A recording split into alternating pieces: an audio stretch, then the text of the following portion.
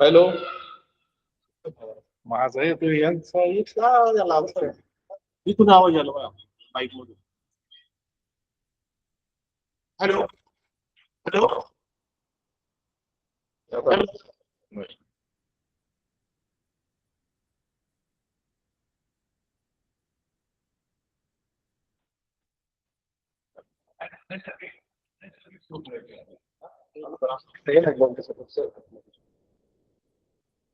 इथं लावून येतो का? असं या कॅमेरा लावला आपण काय झालं त्याला? अहो ब्लॉगिंग केल्याशिवाय त्याचं तुम्ही परत करा करा.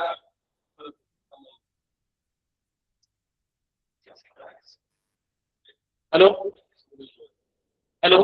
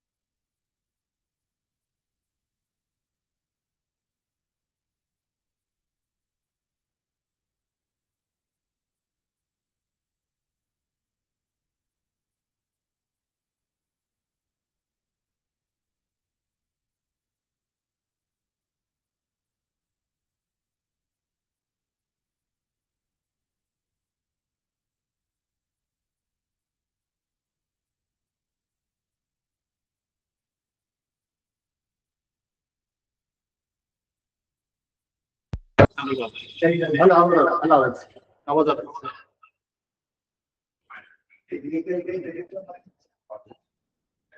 लागलं की आवाज आला ना.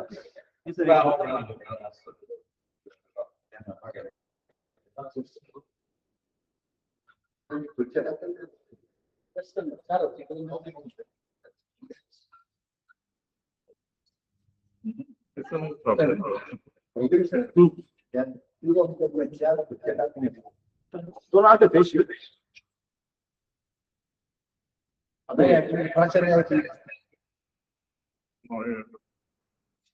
कॅमेरा लाईट लॉक माईक चालू इथं घे ओबीएस इथं घे एचडी घे ना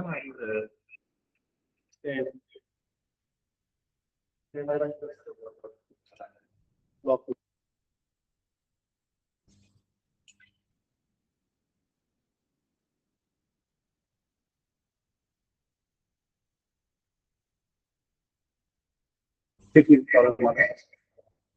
आलं बरोबर आता बघा तर आता आता आवाज पण आला व्हिडिओ पण आला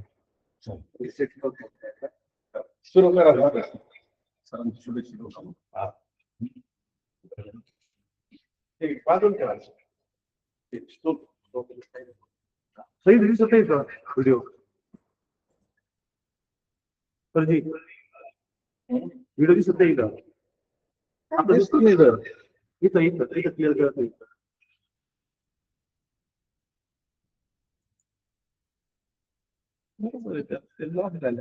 ओबीएस हा इथं आला सही झालं सीन कसं आलं प्रत्येक सीन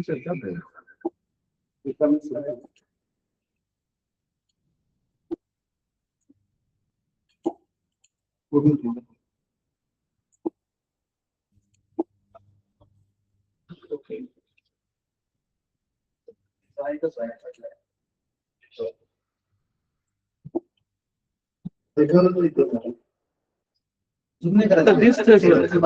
दिसतंय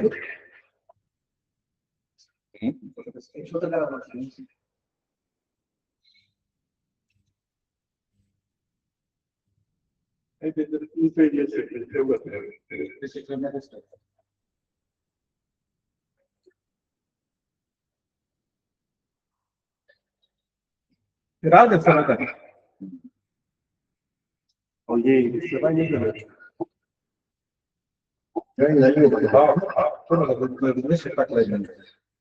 त्यांना की तांत्रिक अडचण झालं ना नाही ना ओबीएसचा कॅमेरा आहे का झालं पाहिजे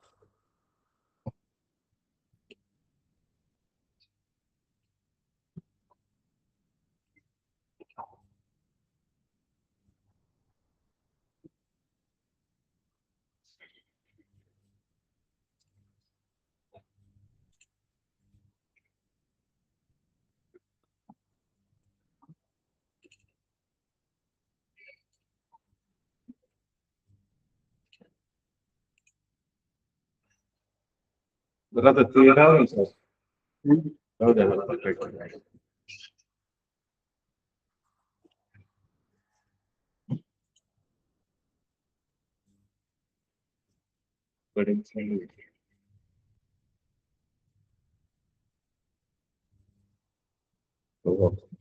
बोला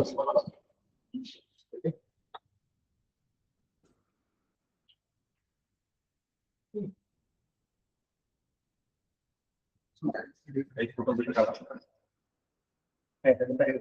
थोडं मागे सर अगोदर कसं आहे या महाविद्यालयात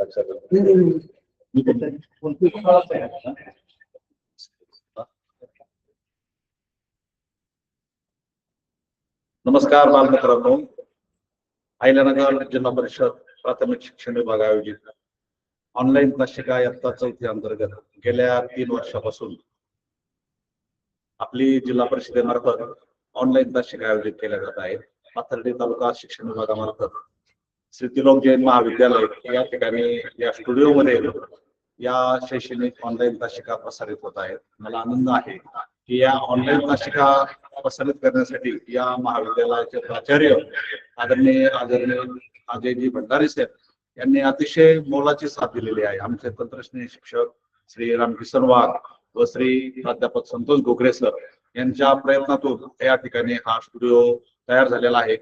या महाविद्यालयाचे प्राचार्यांनी सर्व सोयी सुविधा या ठिकाणी तयार करून दिलेल्या आहे. अतिशय दर्जेदार तासिका होण्यासाठी प्राथमिक शिक्षण विभाग, जिल्हा परिषद अहिल्यानगर व पंचायत समिती पाथर्डी प्रयत्नशील आहे. या महाविद्यालयाचे प्राचार्य आदरणीय अजयजी भंडारी सर आपल्या सर्व विद्यार्थ्यांशी शुभेच्छा देऊ इच्छितात. मी आदरणीय भंडारी सर यांना विनंती करतो की आमच्या या बालमित्रांना आपण शुभेच्छा द्याव्या. धन्यवाद. धन्यवाद सर. मी अजय भंडारी, प्राचार्य श्री त्रिलोक जैन माध्यमिक व उच्च माध्यमिक विद्यालय पाथर्डी, जिल्हा अहिल्यानगर. मिशन आरंभ 2026-27 इयत्ता 4थी स्कॉलरशिप जिल्हा परिषद अहिल्यानगर प्राथमिक शिक्षण विभाग यांच्या मार्फत गेल्या 3 वर्षापासून आमच्या विद्यालयामध्ये हा उपक्रम राबवला जातोय. संपूर्ण जिल्ह्यासाठी हा उपक्रम आमच्या विद्यालयातनं राबवला जातोय. या उपक्रमासाठी आम्हाला प्रेरणास्थान असलेले आपल्या अहिल्यानगरचे CEO आदरणीय आनंदजी भंडारी साहेब, जिल्हा प्राथमिक विभागाचे शिक्षणाधिकारी श्री भास्करजी पाटील साहेब, माध्यमिक शिक्षणाधिकारी संध्या गायकवाड मॅडम, त्याचबरोबर पाथर्डी पंचायत समितीचे शिक्षणाधिकारी श्री शिवाजीराव कराड, श्री रामनाथजी कराड साहेब यांच्या विशेष प्रयत्नातनं हा उपक्रम राबवला जातोय. यासाठी श्री रामकिसन वाघ सर आणि आमच्या विद्यालयाचे तंत्रस्नेही संतोषजी घोगरे सर यांनी अथक परिश्रम करून ही सगळी सिटिंग रोज वेळेवर उपस्थित राहून आपल्यापर्यंत पोहोचवत आहेत. त्यांचाही मी आभार व्यक्त करतो. आणि ही संधी रामनाथजी कराड साहेब यांनी आम्हाला उपलब्ध करून दिली त्याबद्दल पुन्हा एकदा साहेबांचे आभार व्यक्त करतो. आणि आपणा सर्वांना येणाऱ्या 26-27च्या स्कॉलरशिप परीक्षेसाठी सर्व आपल्या जिल्ह्याचं नाव महाराष्ट्राच्या कानाकोपऱ्यात जाऊ आणि आपले जास्तीत जास्त विद्यार्थी मेरिट लिस्ट मध्ये महाराष्ट्राच्या यादीत अग्रक्रमानं अहिल्यानगरचे सगळ्यात जास्त येतील असा आशावाद या निमित्तानं व्यक्त करतो. आणि पुन्हा एकदा आपल्या या उपक्रमाला शुभेच्छा व्यक्त करतो आणि थांबतो. जय आनंद, जय हिंद, जय महाराष्ट्र. थँक्यू. Thank you sir.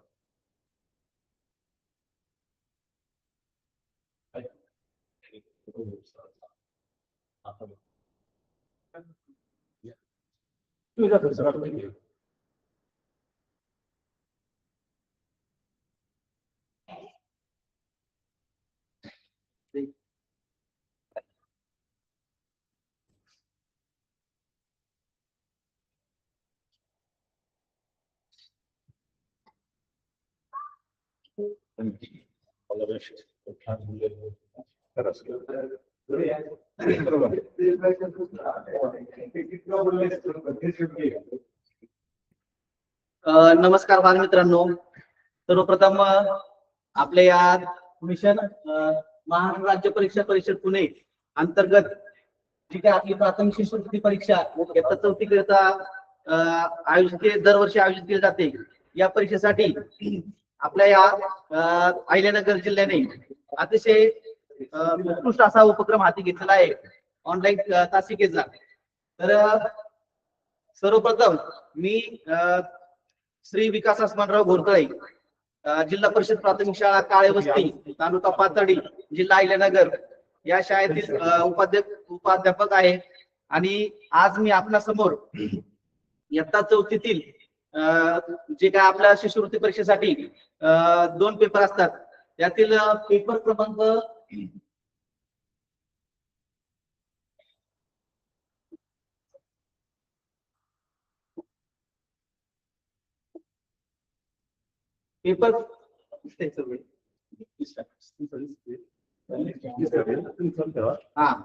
तर सर्वप्रथम आपल्याला जे 2 पेपर असतात पेपर क्रमांक 1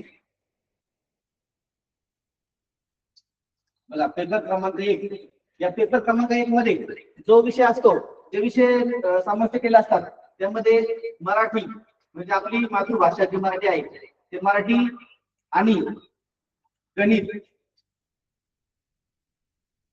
या 2 विषयांचा समावेश पेपर क्रमांक 1 या या भागामध्ये केलेला असतो.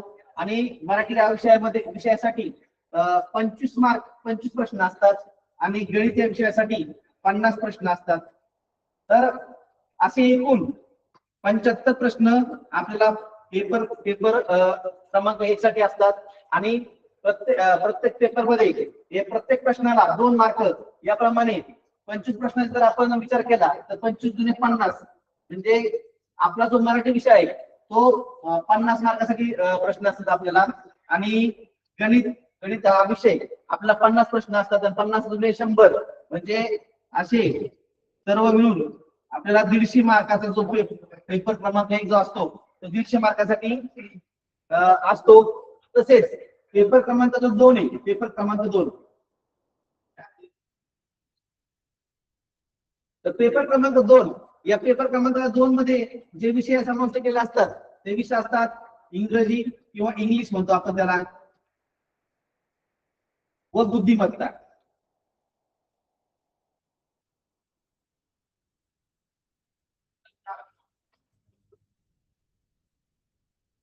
जसं की आपला बघा पेपर 1 क्रमांकामध्ये आपण बघितलं भाषासाठी जे 25 प्रश्न असतात, तसेच पेपर 2 मध्ये सुद्धा इंग्रजी विषय ही सुद्धा भाषा आहे, तृतीय भाषा आहे आपली.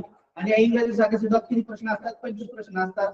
आणि बुद्धिमत्तेला 50 प्रश्न विचारलेले असतात. तर जसे की आम्ही तुम्हाला पहिले सांगितले की एक प्रश्न 2 मार्काला असतो, त्याप्रमाणे जर विचार केला आपण 25 प्रश्नांचा तर इंग्रजी विषय हा 50 गुणांसाठी असतो आणि बुद्धिमत्ता हा विषय 100 गुणांसाठी असतो. असे मिळून 75 प्रश्नांसाठी 150 गुण असतात. अशा प्रकारे आपण जर पेपर क्रमांक 1 आणि पेपर क्रमांक 2 या पेपरचा जर विषय आपण जर लक्षात घेतला तर आपल्याला सर्व मिळून एकूण 150 भागाचा एक पेपर पहिला पेपर आणि 150 मार्काचा दुसरा पेपर असे मिळून एकूण 300 मार्काचा पेपर आपल्याला या शिष्यवृत्ती परीक्षेसाठी विचारलेला असतो. तर तुम्हाला कोणत्या पेपरला किती गुण आणि कोणत्या विषयाला किती गुण हे तर तुमच्या लक्षात आले असतील. आता यानंतर आपण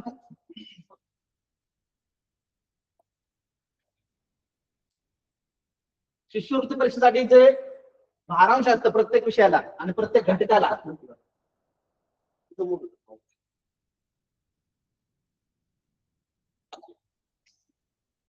तर बघा आजचा मी तुम्हाला जो विषय शिकवणार आहे तो आहे कूट प्रश्न. बुद्धिमत्ता या विषयातील कूट प्रश्न आज आपण पाहणार आहोत.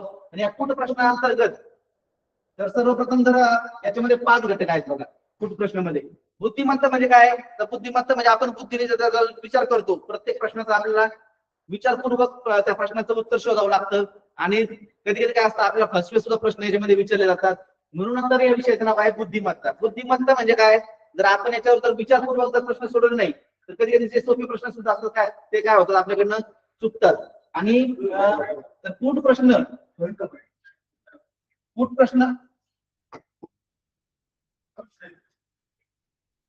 प्रश्न अंतर्गत जर विचार केला आपल्याला तर कूट प्रश्न हा आपला मेन मुख्य घटक आहे. आणि या घटकाच्या अंतर्गत पहिला जो जे उपघटक आहे तो आहे रांगेतील स्थान. रांगेतील स्थान 2 नंबरला आहे दिशा, 3 नंबरला पाहायचं आपल्याला दिनदर्शिका, 4 नंबरला आहे वेलाकृती, 5 नंबरला आहे बघा चौरस, वर्तुळ, त्रिकोण इत्यादी आकृत्यांमधील संख्या.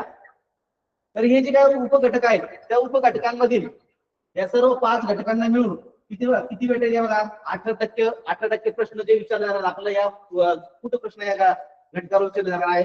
तर त्यातील आपण आज पाहणार आहोत रांगेतील स्थान.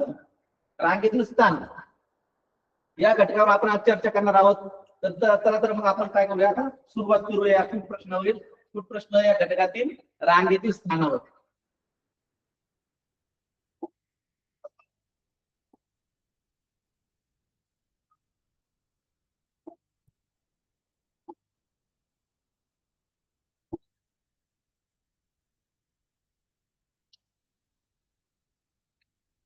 तर बघा आजचा विषय जो आहे तो आहे आपला बुद्धिमत्ता चाचणी. आणि घटक कोणता आहे आपला कूट प्रश्न. आणि कुठं प्रश्नामधील या घटकातील उपघटक कोणता आहे आपला रांगेतील स्थान आणि याला भारांश किती आहे बघा 4% प्रश्न आहे. आपण जे कुठ प्रश्नासाठी जे काय 8% भारांश दिला होता त्यामधील जो त्याच्यामध्ये 5 उपघटक आहेत आणि त्यातील पहिला जो उपघटक आहे तो आहे रांगेतील स्थान. मग या रांगेतील स्थानासाठी भारांश किती बघा 4% प्रश्न याच्यावरती विचारले जातील. आता रांगेचा जर विचार केला आपण तर रांगा कुठं कुठं असतात बघा. सर्व विद्यार्थ्यांना तुम्ही जर पाहिलं असतं बघा रांगेचा जर विचार केला आपण बघा रांगा 2 प्रकारच्या असतात. एक आडवी रांग असते एक उभी रांग असते बघा आहे की नाही. मग आडवी रांग आणि उभी रांग तुम्ही कुठं कुठं पाहिली आहे तर आपण जर त्याचा विचार जर केला तर बघा आपल्या शाळेमध्ये आपण दररोज जी कवायत घेतो किंवा प्रार्थना घेतो त्यासाठी आपण जे काही विद्यार्थ्यांना बघा तुम्ही पण तुमच्या शाळेमध्ये जर गेले तर तुम्ही सर्वप्रथम आपण शाळेत गेल्या काय करतो जेव्हा प्रार्थना सुरू होते तेव्हा प्रार्थनेला आपण सर्व विद्यार्थ्यांना काय करतो रे सर्वांना रांगेत उभा करतो आहे की नाही. सर्वांना आडवी लाईन बघतो आपण उभी लाईन बघतो सर्वजण मुलं कसे एका रांगेमध्ये व्यवस्थित दिसले पाहिजेत असं आपले शिक्षक आपल्याला शिकवतात आहे की नाही. तसं तुम्ही पण हुशार मुलं असल्यामुळे तुम्ही पण सगळे रांगेत व्यवस्थित उभे राहता आणि परिपाठ वगैरे कवायत प्रार्थना व्यवस्थितपणे तुमच्या शाळेची शिस्त वगैरे तुम्ही पाळता आहे की नाही. मग आता रांगा जर विचार केला आपण तर कुठे कुठे रांग असतात रे बघा इथं काय म्हटलंय बघा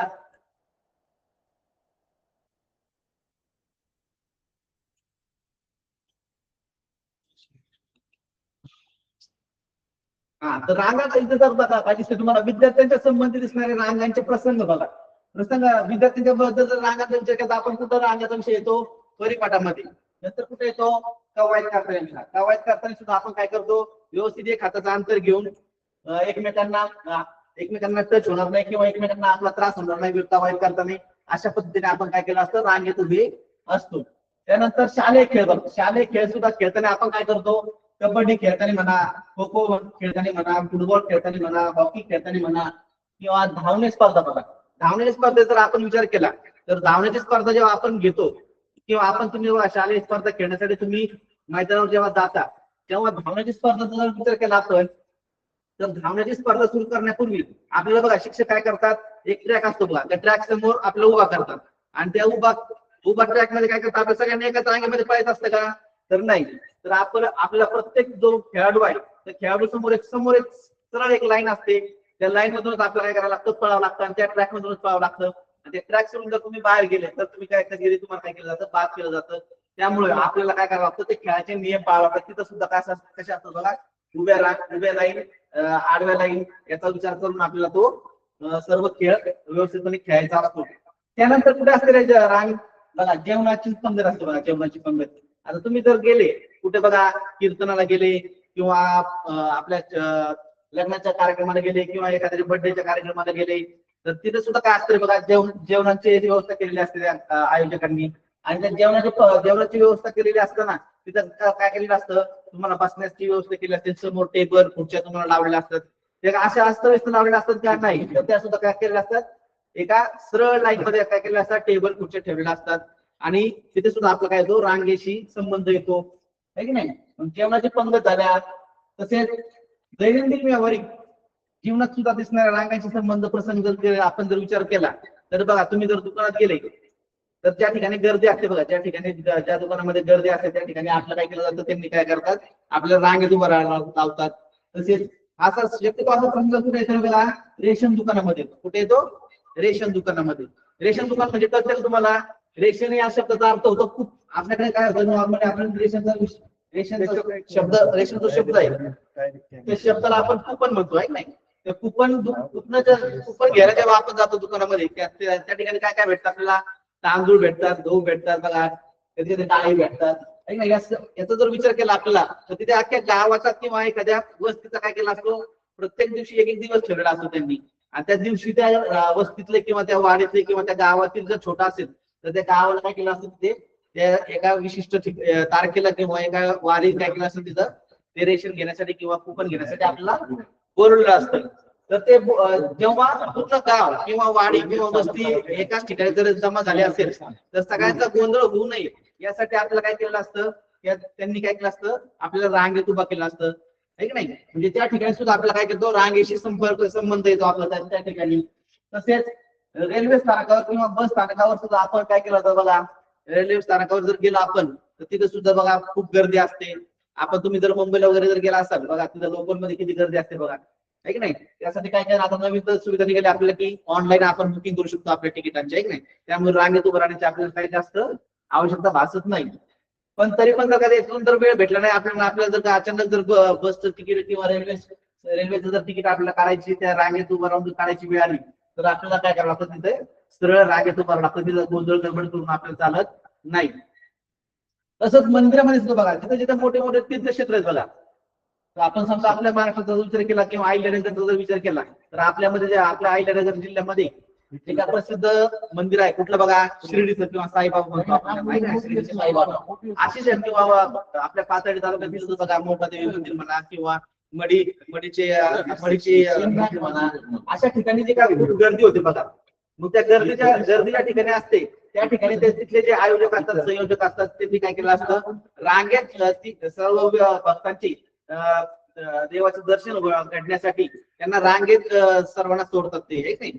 तर तिथे जर आपण रांगेचा जर विचार जर त्यांनी केला नसता किंवा जर रांगेत जर त्यांनी व्यवस्थित सोडलं नसतं तर काही ठिकाणी खूप चेंगराचेंगरी होती बघा, जर आपण जर रांगेचा विचार जर नाही केला तर. म्हणून आपण काय केलं पाहिजे, शिस्त पाळली पाहिजे आणि रांगेत आपण कुठल्याही प्रसंगाला आपण तोंड दिलं पाहिजे.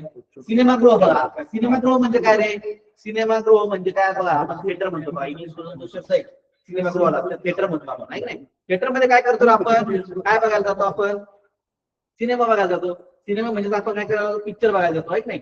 मग सिनेमागृहामध्ये जाताना काय करावं आपल्याला, तिथे जर गेलो आपण आणि तिकीट जर एखादा पिक्चर जर का खूप फेमस असेल त्यावेळेस आपल्याला तिथं तिकीट सुद्धा भेटत नाही वेळेवर, आहे की नाही. मग अशा वेळेस आपल्याला काय करतं, त्या काउंटरला जेव्हा आपण जातो तिकीट घेण्यासाठी तर तिथे जर गर्दी असेल ते सुद्धा तिथले जे काय आयोजक असतात संयोजक असतात ते आपल्याला काय करतात, प्रथम रांगेत उभा करतात आणि एकेकाला काय करतात आपल्याला तिकीट देण्यासाठी प्रयत्न करतात.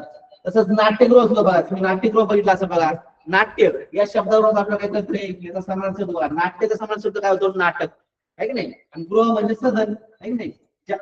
मग मोठं सभागृह असेल किंवा नाट्यगृह, आहे की नाही, नाट्यगृहामध्ये काय केलं जातं, नाटक असतं बघा, बरोबर नाही. आपण सिनेमागृहामध्ये काय होतं बघा, सिनेमा म्हणजे काय, ते सिनेमा अगोदर रेकॉर्डिंग करून ठेवला असतो बघा आणि नंतर ते आपल्याला मोठ्या पडद्यावरती आपण बघायला भेटतो. परंतु जे नाट्यगृह असतं, नाट्यगृह तिथं लाईव्ह नाटक असतात चालू, लाईव्ह नाटक तिथे जे नट असतात, अभिनेता असतात किंवा अभिनेत्री असतात ते आपल्याला काय करतात, लाईव्ह आपल्या समोर ते काय करतात, त्यांचा अभिनय सादर करतात. आणि असे ते अभिनय नाट्यगृहामध्ये सुद्धा काय करावं लागतं, आपल्याला रांगेचा विचार करावा लागतो. तिथं सुद्धा तिकीट घेण्यासाठी आपल्याला रांगेचा विचार करावा लागतो. आणि बस जेव्हा आपण नाट्यगृहाच्या आतमध्ये सभागृहामध्ये एंट्री करतो, प्रवेश करतो, तिथे सुद्धा काय होतं, आपल्याला ज्या खुर्च्या लावल्या असतात बघा त्या खुर्च्यांवर सुद्धा काय केलं, नंबरिंग केले असते, क्रमांक लिहिलेले असतात. त्या क्रमांकाचं ज्या क्रमांकाचं आपल्याला तिकीट भेटलेलं आहे त्या क्रमांकावरच आपल्याला काय करावं लागतं, बसावं लागतं. तसेच आपण 15 ऑगस्ट 26 जानेवारी बघा, आपले राष्ट्रीय सण आहेत बघा, 15 ऑगस्ट 26 जानेवारी या ठिकाणी काय केलं जातं बघा, मोठ्या आपल्या राष्ट्रीय पातळीवरती जे काही सैनिकांचे आपले सोल्जर जे आहेत, सैनिक आहेत, त्यांचे परेड असतात बघा, परेड, आहे नाही. त्या परेड मध्ये सुद्धा काय केलं जातं बघा, आपण जर तुम्ही जर 15 ऑगस्ट किंवा 26 जानेवारी झेंडावंदनच्या दिवशी जर तुम्ही जर कधी टीव्ही वरती दूरदर्शन वरती जर परेड जर पाहिली सैनिकांची तर ते त्यांची लाईन बघा, एका दुरीत ते चाललेले असतात. म्हणजे सर्वांचे पाय सर्वांचे हात एका लाईन मध्ये ते काय करत असतात, ते हलवत असतात. आणि ते दृश्य जर आपण पाहिलं तर ते एकदम असं आपल्या डोळ्याला काय वाटतं, नयनरम्य वाटतं आणि छान वाटतं.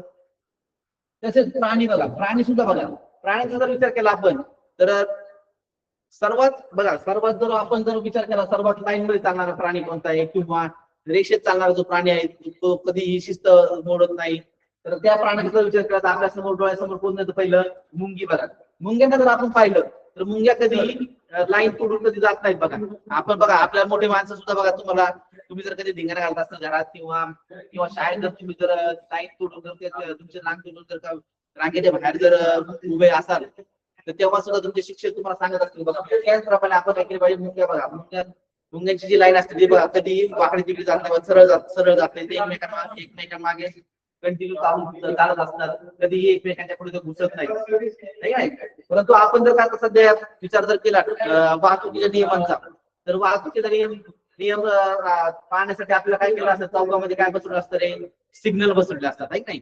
सिग्नल बसवले असले तरी पण काय करतात, काही जे गृहस्थ असतात किंवा काही जे मुलं असतात ते काय करतात, सिग्नल पाळत नाही. रेड लाईट लागली, लाल लाईट लागली, लाल दिवा लागला तरी सुद्धा ते काय करत नाहीत, सिग्नलचं पालन करत नाहीत. म्हणजे ते काय करतात, तिथली लाईन तोडतात, रांग तोडतात आणि पुढे जाण्याचा प्रयत्न करतात. तसेच बघा, आकाशामध्ये जर तुम्ही कधी पक्षी बघितला असेल, पक्ष्यांचा जो थवा असतो नाही, पक्ष्यांचा थव्याचा जर आपण विचार केला तर ते सुद्धा पक्षी बघा काय कसे असतात, सर्व लाईन मध्ये उडत असतात बघा, काय रांगेत उडत असतात नाही.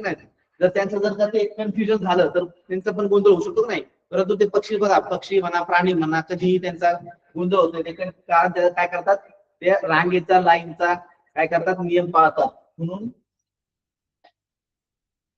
विविध सभा बघा, तुम्ही सभा कोणाची असते बघा, राजकीय जर आपण राजकीय सभा जर विचार केला तर राजकीय सभेमध्ये सुद्धा काय केलेलं असतं बघा, सर्व जे काय प्रेक्षक जे किंवा जे काय श्रोते आलेले असतात ते आपण त्यांच्या भाषण ऐकण्यासाठी किंवा त्या सभेसाठी हजर असतात. त्या सर्व प्रेक्षकांचं काय केलं असतं, त्यांना बसण्याची व्यवस्था एका रांगेमध्ये काय केलं असतं, खुर्च्या वगैरे ठेवून व्यवस्थित तिथं ठेवलेल्या असतात नाही. तिथं सुद्धा रांगेचा आपल्याशी संबंध येतो. तसेच तुम्ही बघा, तुमचा जर वाढदिवस असेल, वाढदिवसाला सुद्धा काय करताय, तुम्ही तुमच्या घरी जर नियोजन केलं असेल, तुमच्या मम्मी पप्पाने तुमच्या वाढदिवस असेल आणि त्या वाढदिवसानिमित्त जर का तुमच्या घरी जेवण ठेवलं असेल नाही, किंवा एखादा नाश्ता ठेवला असेल, फराळाचं ठेवलं असेल, तर तिथे सुद्धा काय केलं जातं, सगळ्यांना लाईन मध्ये बसवलं जातं आणि नंतर त्यांना काय केलं जातं, व्यवस्थितपणे एकामागे एक सगळ्यांना वाढलं जातं. तसेच सण बघा, सण आणि उत्सव सुद्धा साजरा करताना बघा आपण काय केलं जातं बघा, आपले 12 महिने आहेत बघा, जानेवारी पासून ते डिसेंबर पर्यंत प्रत्येक महिन्यामध्ये काही ना काहीतरी आपले सण आहे नाही. त्यांचा पण काहीतरी ऋतूनुसार उन्हाळा, पावसाळा, हिवाळा याच्या ऋतूनुसार आणि वातावरणानुसार आपल्या सणांची काय केलेली असते, एक व्यवस्थित रांगेत आपल्याला ते काय केलेलं असतात, नियोजन केलं असतं. फुलांची माळ सुद्धा बघा, फुलांची माळेचा संबंध कुठे तर आपला बघा, आपण जर सण वार जर असेल, दिवाळी असेल किंवा दसरा असेल, काय असेल, तर आपण आपल्या दरवाजात जो काय तोरण लावतो बघा, तोरण तेव्हा सुद्धा काय होतं बघा, आपण एक पान दोन फुलं, एक पान दोन फुलं, किंवा तुम्हाला जसं चांगलं वाटेल त्या पद्धतीने आपण काय करतो, त्या तोरणाची सुद्धा काय करतो, एक लाईन माळ तयार करतो. तसेच भूगोल विषय जर आपण विचार केला तर या भूगोल विषयामध्ये सुद्धा काय असतं बघा, वेगवेगळ्या डोंगरांच्या रांगा असतात, पर्वतांच्या रांगा असतात नाही. तिथं सुद्धा आपला रांगेशी संबंध येतो.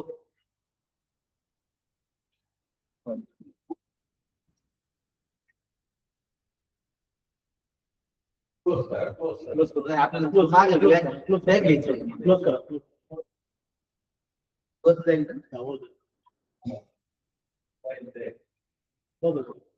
तर बघा, फुलांची माळ झाली, आपली पर्वतांची रांग झाल्यानंतर झाडांच्या सुद्धा रांग असतात बघा. जर बघा तुम्ही जर बागायचे असलं आपल्यापैकी बघा, बरेच वेळ आता आपण सर्वजण काय शेतकरी माणसं आहोत नाही का, आपण शेतकरी आहोत. आपला देश हा शेती प्रधान आहे आणि आपल्या सर्वांच्या घरी काही ना काय शेती, कुणाकडे आपले शेती आहे. तर शेतामध्ये बघा जे काय बागायदार असतात बघा, बागायदार त्याच्यामध्ये आंब्याची बागायदार असतात, डाळिंब, चिकू, फणस, आंबा हे काय झाडं असतात बघा. ते सुद्धा काय असतं, विशिष्ट एक अंतरावर काय केलं असतं, त्यांची लाईन केलेली असते का आधीमध्ये कुठं पण लावलेलं असतं नाही ना. तर तसंच आपण काय केलं असतं, झाडांच्या सुद्धा काय असतात, व्यवस्थित रांगा केलेल्या असतात.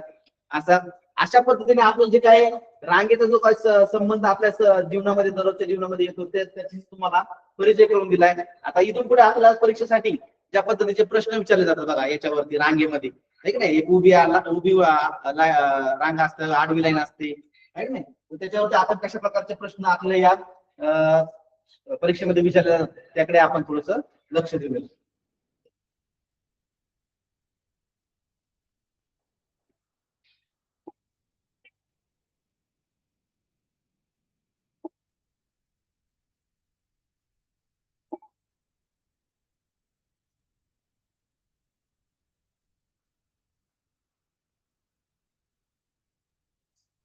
बघा, येत्या चौथी शिष्यवृत्ती परीक्षेमध्ये खूप प्रश्न रांगेतील स्थान.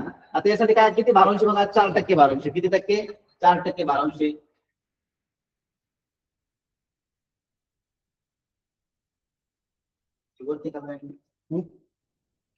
बघा, रांगेतील स्थान, या रांगेत एखाद्या व्यक्तीचे डावीकडून किंवा उजवीकडून जर स्थान शोधायचं जर असेल आपल्याला, तर काय करावं लागेल रे?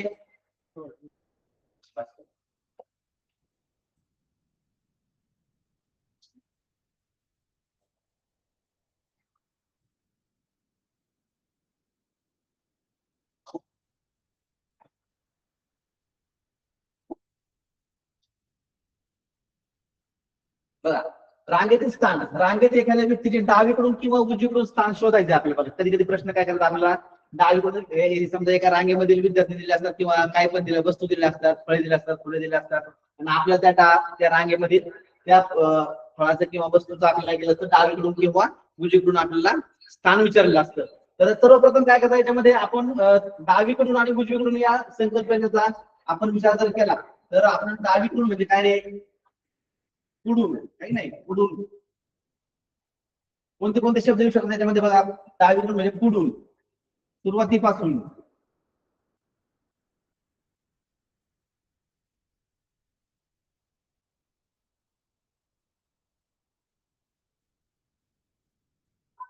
नंतर डावीकडून,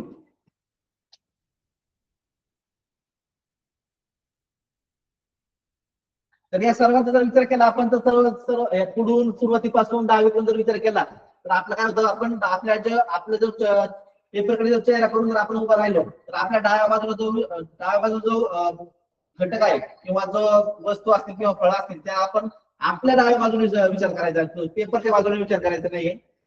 किंवा उजवीकडून जर विचार केला आपण तर पुढूनच्या ऐवजी काय होतं, विरुद्ध बाजूने मागून, नाही, मागून जर शब्द आला तर आपण आपल्या उजव्या बाजूने विचार करायचा आहे. किंवा शेवटून जर म्हणलं, शेवटून म्हटलं तर आपण काय करायचं, आपल्या उजव्या बाजूने विचार करायचा आहे.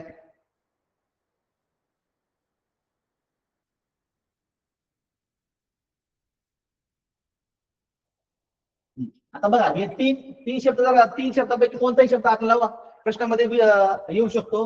आणि समजा आता डावी बाजू उजवी बाजू ठरवायची कशी, याच्यावर लक्ष द्या बघा.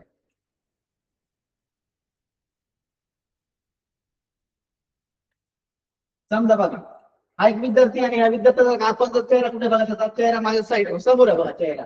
तर या विद्यार्थ्याचा आपण डावी बाजूला उजव्या बाजूला जर विचार केला तर याची डावी बाजू कोणती आहे, या साईडची डावी बाजू बघा. याची उजवी बाजू कोणती आहे, या साईडची बघा. पण जेव्हा आपण पेपर सोडवतो तेव्हा आपल्याला काय करायचंय, आपली डावी बाजू काय करायचंय, आपला चेहरा विरुद्ध बाजूला बघा इकडं. म्हणजे याचा अर्थ काय, आपला या साईडने विचार करायचा, या साईडने. कारण आपला चेहरा कुठं असणार आहे, बॅक साईडला असणार आहे, इकडे या साईडला, विरुद्ध साईडला, आहे की नाही. म्हणजे मग आपली उजवी बाजू कोणती असणार आहे, ही उजवी बाजू असणार आहे, उजवी बाजू. आणि ही कोणती असणार आहे, डावी बाजू. समजलं का तुम्हाला. आता बघा, डावी बाजू उजवी बाजू तुमचं जर संकल्पना जर क्लिअर झाली असेल तर आपण काय करूया, आता प्रश्नाकडे वळूया.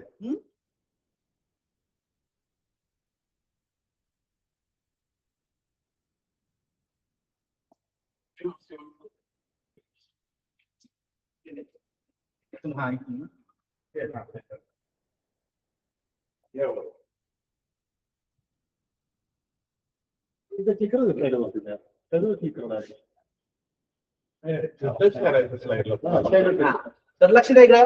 आता बघा, प्रश्न काय आहे, समजा अशा प्रकारचा प्रश्न येऊ शकतो आणि त्याच्यावरती आपल्याला सूत्र तयार करायचं. आपला सूत्र कसं तयार होतं ते बघूया आपण.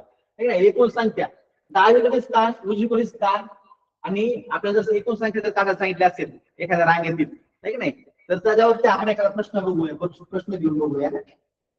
ओबीएसच काम करा.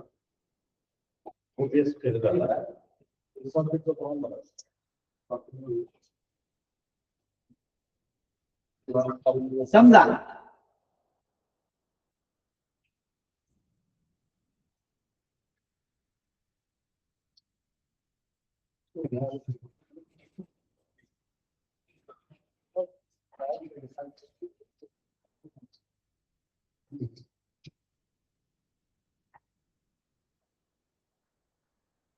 काळा किंवा काळा किंवा निळा पीडीएफ करायची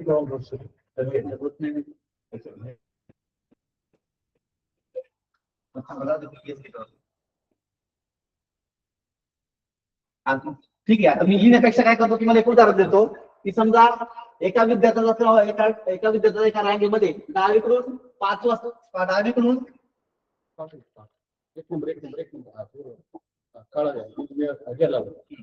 डावीकडून जर आपण क्रमांक जर घेतला, डावीकडून डावीकडून 25वा क्रमांक समजा घेतला आपण एका विद्यार्थ्याचा, व उजवीकडून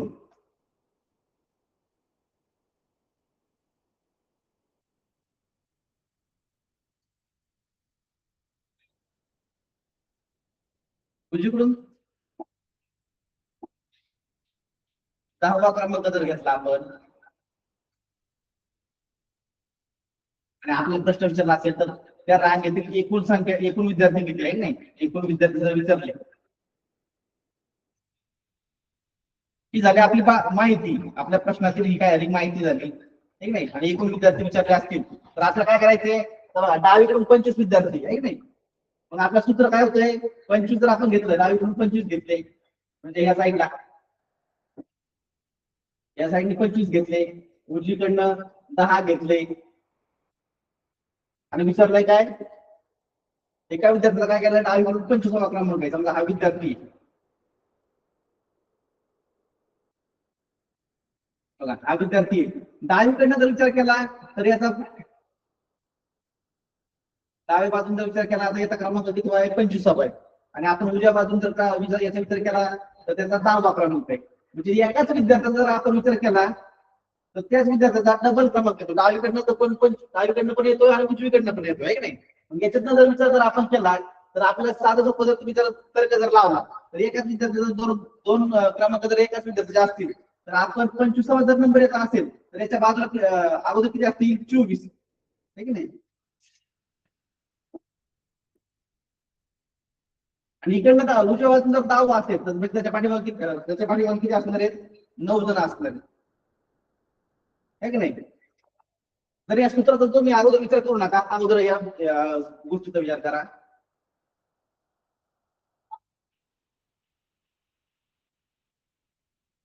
हा विद्यार्थी डावीकडनं गेला तर 25वा नंबर येतो त्याचा आणि उजव्या बाजून जर गेला तर त्याचा 10वा क्रमांक येतोय.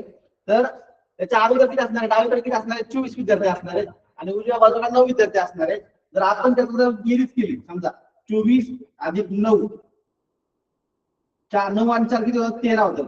त्याच्यावर 4 1 आणि 2 आणि 1 3 होतं, म्हणजे 33 विद्यार्थी काय आले, दोन्ही साईड झाले त्याच्या. आणि हा जो माझा जो एक आहे त्याला दोन्ही पैकी एकच क्रमांक घेतला आपण, म्हणजे 33 आणि 1 किती होतं रे, 34 होतं. हे झालं एक पद्धत. आता दुसरी पद्धत जी आहे, दुसरी पद्धत या सूत्रानुसार जर आपण गेलं सूत्रानुसार तर काय होईल, डावीकडे किती विद्यार्थी होते, आता आपल्याला काढायचे काय, एकूण संख्या काढायची विद्यार्थ्यांची. तर डावीकडे स्थान किती दिलं होतं त्यांची, 25 दिलं होतं आणि उजवीकडे स्थान किती दिलं होतं, 10 दिलं होतं आहे की नाही. तर त्याच्यामध्ये जर आपल्याला त्याच्यातून जर आपण एक वजा केला त्याच्यातून, त्याचं उत्तर आता या सूत्रानुसार आपल्याला काढता येईल. 25 आणि 10 होतं 35 आणि त्याच्यातून जर आपण एक वजा केला तर किती होतंय, 34. म्हणजे मगाशी जे आपलं उत्तर आलं त्या पद्धतीने या पद्धतीने गेलं तरी 34 येणार, त्या पद्धतीने गेलं तरी 34 येणार. ज्या विद्यार्थ्यांना ज्या पद्धतीने सोपं वाटेल त्या पद्धतीने आपण काय करायचंय, सोडवायचा प्रयत्न करायचा आहे. आता मगाशी मी काय केलं होतं, 25 डाव्या बाजूला 25 होता म्हणून त्याच्या अगोदर झाले 24 विद्यार्थी आणि त्याच्या उजव्या बाजूला विचार केला तर त्याचा 10वा क्रमांक होता, म्हणजे त्याच्या अगोदर होता त्याचे 9 विद्यार्थी आहे की नाही. आणि दोघांचं एकच स्थान होतं म्हणून त्याच्यापैकी एक घेतला आपण आहे की नाही. 24 आणि 9 होता 33 आणि त्याच्यामध्ये जर आपण त्यांचा मध्ये जो विद्यार्थी उभा आहे त्याचं जर स्थानाचा 2 पैकी एक जर घेतलं तर एकच त्याच्यामध्ये एक मिळवायचा, त्याचं उत्तर 34. म्हणजे दोन्ही पद्धतीने जर गेला आपण तरी उत्तर काय येत सेम येत आहे. म्हणजे ज्या विद्यार्थ्यांना जी पद्धत सोपी पडेल, गणितामध्ये कसं आहे, जशी जी पद्धत तुम्हाला सोपी वाटेल करायला त्या पद्धतीने तुम्ही सोडवायची. आपल्याला काय करायचं, फक्त आता शिष्यवृत्ती परीक्षा सोडवताना काय करायचं, आपल्याला जेवढा वेळ वाचत जाईल तेवढा वेळेचा आपण काय करायचं, बचत करून बचत जर केली तर आपल्याला पुढचे प्रश्न ते सोडवण्यासाठी काय होतं, आपल्याला तेवढा वेळ जास्त मिळतो. आता हे झालं एक उदाहरण, ठीक आहे. आपण दुसरं जर उदाहरण घेऊया, ठीक नाही. समजा आजयचा समजा एका आंब्याच्या झाडांच्या रांगेमध्ये एका झाडाचा जर डावीकडनं 13वा क्रमांक असेल, डाव्या बाजूचा जर विचार केला आपण तर डाव्या बाजूचा क्रमांक आहे 13वा आणि उजव्या बाजूचा क्रमांक आहे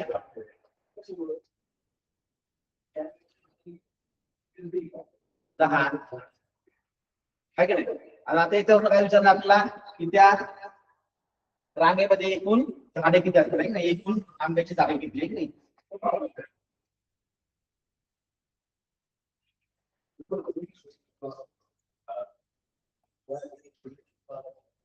सपोज आता तुम्हाला मी काय करतोय किंवा आकृती काढून दाखवतो.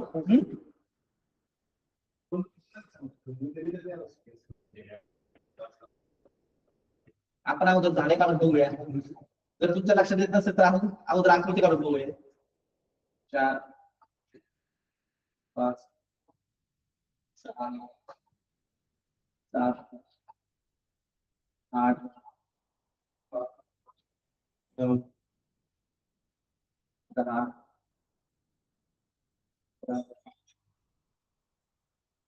12 13. आता बघा डाव्या बाजूला काय केलं आपला त्याचा किती क्रमांक किती आहे त्या झाडाचा 13वा आहे की नाही. आणि आता उजव्या बाजूला किती क्रमांक आहे त्याचा 10वा क्रमांक आहे. किती 10वा. ह्या झाडाचा काय करणार आहे, या झाडाचा 10वा क्रमांक आहे. म्हणजे त्या साईडला इकडे किती असणार आहेत 9 झाड असणार आहेत. किती झाड असणार आहेत त्याच्या पलीकडनं 9 झाड असणार आहेत. आणि याच्या पाठीमागे किती असणार आहेत 12 झाड असणार आहेत. ठीक आहे. इकडे 9 आणि इकडे 12. म्हणजे उजव्या डाव्या बाजून जर गेलं तर त्याचा 13वा क्रमांक आहे. उजव्या बाजून जर आलं तर त्याचा 10वा क्रमांक आहे. ठीक नाही. त्याच्या अगोदर हे 13 झाड 13वा नंबरचं जो झाड आहे त्याच्या अगोदर 12 झाड असणार आहेत आणि पुढे किती असणार आहेत 9 झाड असणार आहेत. तर मग आपण काय करूया अगोदर डाव्या बाजूची उजव्या बाजूची काय करूया बेरीज करूया. 12 अधिक 9 12 आणि 9 किती होतात 9 2 13. आता चालेल एकाने 1 2 आणि हा जो मधलं झाड आहे कॉमन हे कॉमन झाड आहे की नाही. बरोबर की नाही. कॉमन झाले डाव्या साईडला उजव्या साईड येणार. मग 21 मध्ये 1 मिळवलं किती होतात 22 झाड. किती होतात त्या रांगेमध्ये एकूण 22 झाड होती. आणि जर आपण सूत्रानुसार जर गेलं या सूत्रानुसार जर गेलं तर काय होतं बघा.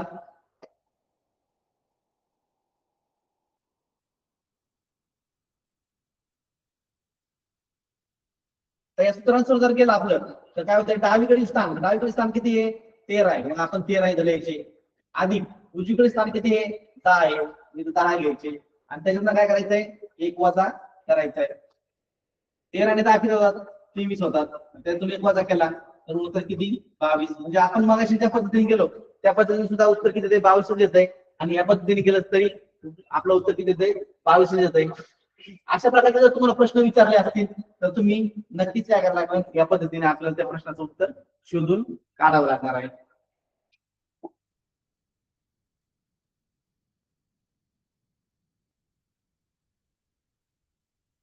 आता कधी कधी काय होतं बघा आपलं एकूण संख्या दिलेली असते. डावीकडे स्थान विचारलेलं असतं उजवीकडे स्थान दिलेलं असतं आहे नाही. समजा आपण बघूया एकूण एका रांगेमध्ये समजा एका रांगेमध्ये 10 झाड आहेत. एका रांगेमध्ये जर एकूण जर 10 झाडं दिली ठीक नाही.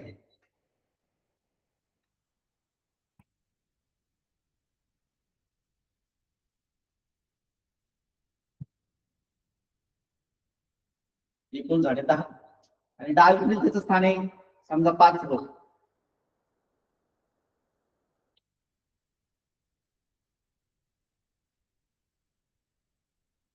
डावीकडे क्रमांक 5 वाय.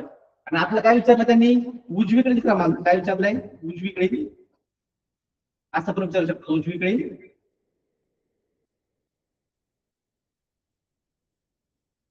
क्रमांक. तर आपल्याला जी काही माहिती दिली त्या माहितीच्या आधारे आपल्याला करायचं या सूत्रामध्ये ती माहिती जर टाकली आपण तर आपल्याला काय करता येईल त्याचं उत्तर काढता येईल.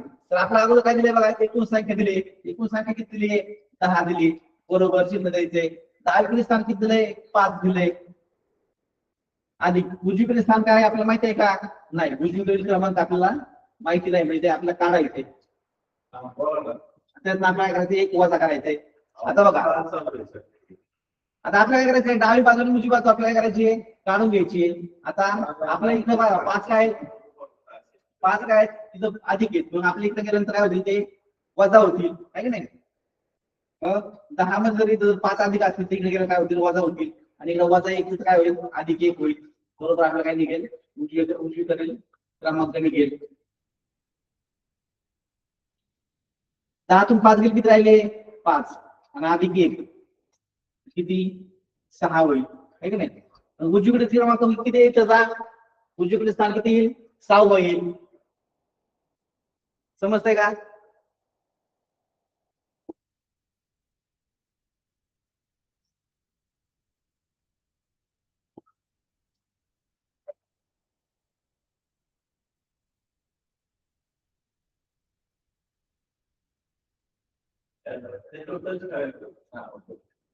बघा इथं उदाहरण आहे बघा. हे राहुल डावीकडून 7वा आणि उजवीकडून 9वा आहे. है की नाही? मग एकूण किती विद्यार्थी असतील तर त्याच्यामध्ये तर ते काढायचं जर असेल आपल्याला तर काय करायचंय बघा.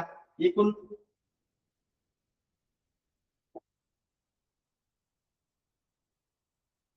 मगाशी सांगितल्याप्रमाणे बघा.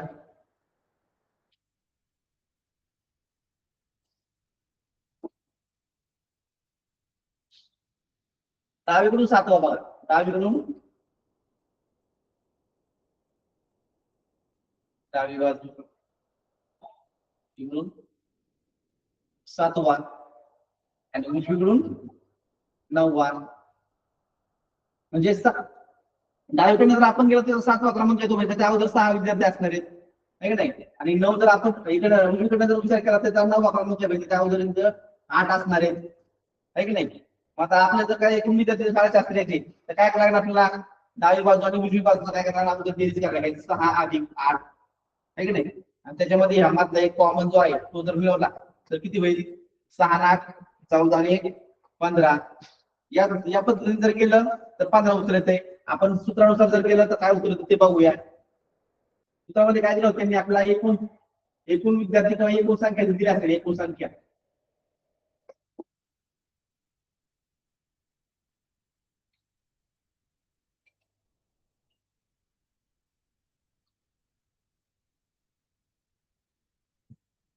एकूण विद्यार्थी घेऊया आपण. आता डावीकडे स्थान किती होतं? 7. उजवीकडे स्थान किती होतं? 8. त्यातून वजा 1 केला तर किती उत्तर होतं बघूया. 7 आणि 7 14 आणि 1 15. 15 मधून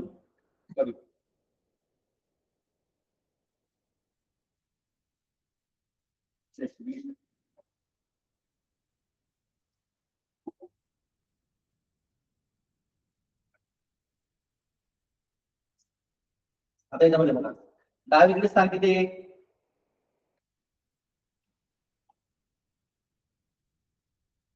6 अधिक उजवीकडे स्थान किती आहे? 9 आणि त्यातून वजा 1 करायचं आपल्याला. है की नाही? आता 7 आणि 9 किती होते रे? 7 आणि 9 होतात 16. 16 तून 1 केला किती राहिले? 15. म्हणजे आपण सूत्रानुसार जरी गेलं तरी उत्तर तेच येतं. दुसऱ्या पद्धतीने गेलं तरी उत्तर तेच येतं.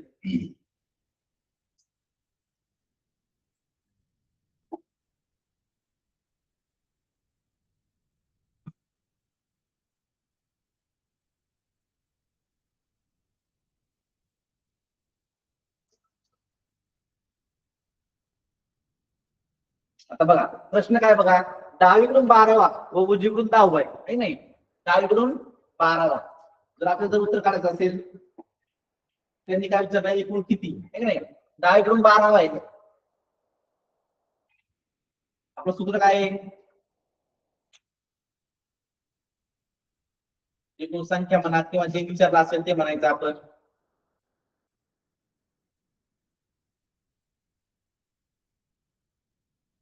डावीकडील क्रमांक अधिक उजवीकडील क्रमांक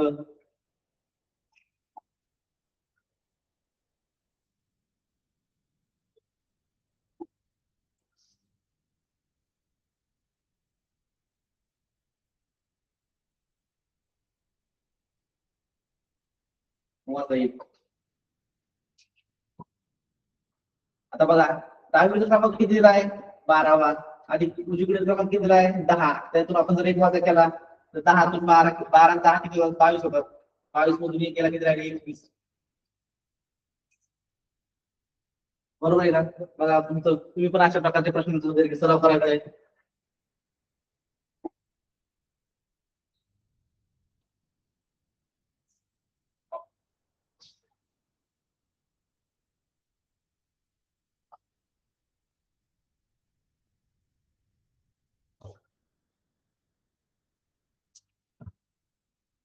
आता काय काय बघा आपल्याला आता डावी बाजू उजवी बाजू तुम्हाला समजलं किंवा एकूण संख्या कसं काढायचं ते कळालं, त्याचं सूत्र कळालं. आता कधी आपला प्रश्न विचारला जातो की तुमचा रांगेतून मधला स्थान सांगतोय, मधलं स्थान ठीक नाही. मधलं स्थान जर काढायचं असेल आपल्याला तर काय करायला लागेल बघा.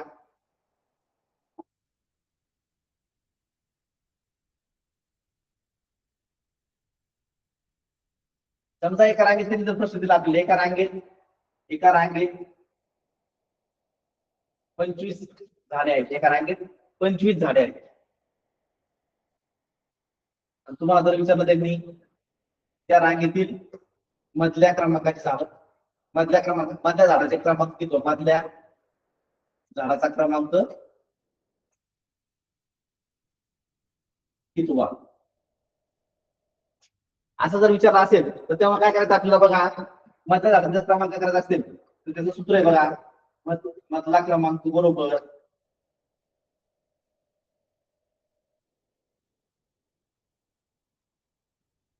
एकूण संख्या आहे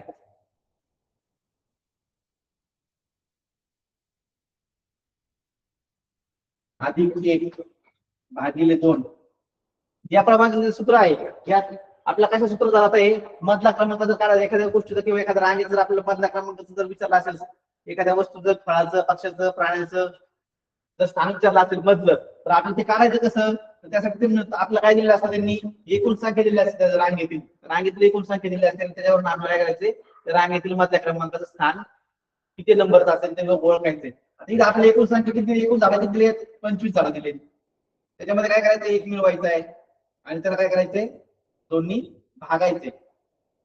तर इथं काय चालेल बघा, 25 मध्ये किती होतील, 26 होतील. 26 मध्ये जर 26 जर दोन्ही भागला आपण तर किती उत्तर येईल रे बघा, 26 भागिले 2. हे एकदम हे एक वजाबाकी करायची, 2 2 गेले 0, वरून घेतला 6, हे तरी 6 आणि 0. म्हणजे मधल्या झाडाचा जो क्रमांक असेल तो किती असणार आहे, 13. आता आपलं उत्तर बरोबर आहे, बरोबर आहे की नाही चुकी आहे ते आपल्याला चेक करायचं आहे. समजा तर आपण काढलं, समजा या उत्तरानुसार जर आपण काढलं मधल्या झाडाचा क्रमांक 13 आहे, तर आपण समजा मधलं झाड काढले 13 क्रमांक दिला, आपण समजा 13 दिला क्रमांक आहे की नाही. आपल्याला काय विचारलंय, 25 झाडं होती, त्यातील मधल्या क्रमांकाचा मधल्या झाडाचा जो क्रमांक, मधल्या झाडाचा क्रमांक किती वा, तर आपण सूत्रानुसार काय केलंय, 13 नंबरचं झाड आपण काय केलंय मध्ये आहे असं समजलंय. तर आपलं उत्तर बरोबर आहे ते कसं चेक करायचं. आता मध्ये झालं जर 13 नंबरचं असेल तर त्याच्या दोन्ही बाजूची झाडं जे असतील ते सारख्या क्रमांकाचे असतील आहे नाही. म्हणजे त्या डाव्या बाजू उजव्या बाजूला किती असतील 12 आणि डाव्या बाजूला किती असणार आहेत 12 असणार. जेव्हा आपण मध्यभागी मधला क्रमांक जेव्हा म्हणतो तेव्हा त्याच्या उजव्या बाजूला जेवढे असतील तेवढेच डाव्या बाजूला असतात आहे की नाही. आता आपला मधल्या क्रमांकाचं झाड आपण 13 नंबरचं काढलंय, तर आता डाव्या बाजूला उजव्या बाजूला किती झाले 12 झाले. 12 आणि 12 किती होतात, 12 आणि 12 होतात 24 आहे की नाही. आता दोन्ही साईडला 24 झाले आणि हा मधला एक 25, म्हणजे आपलं उत्तर काय होतंय 24 अधिक 1 25 होतंय. म्हणजे त्यावरून आपल्याला काय समजतंय की मधल्या क्रमांकाचं झाड किती नंबर किती क्रमांकाचं असणार आहे, 13 क्रमांकाचं असणार आहे. हा बोला. अशा प्रकारे तुम्हाला काय करायचं आहे, आपल्याला परीक्षेमध्ये जर प्रश्न विचारले असतील मधल्या क्रमांक काढा, तर तेव्हा काय करायचं, या प्रकारचं सूत्राचा आपण काय करायचं वापर करायचा आहे. तर अशा प्रकारे मला आपल्या आजची तासिका मी संपली असं घोषित करतो आणि शिक्षण विभाग पाथर्डी तसेच अहिल्यानगर यांनी जी मला आज ऑनलाईन तासिका घेण्याची संधी उपलब्ध करून दिली त्याबद्दल मी आमच्या सर्व वरिष्ठांचे आणि आपले इथले ऑनलाईन तासिका घेण्यासाठी जे आम्हाला प्रोत्साहित केलं असे सर्व जे स्टाफ असतील त्यांचं मी मनापासून धन्यवाद व्यक्त करतो आणि आजची तासिका इथे संपली असं मी घोषित करतो. धन्यवाद.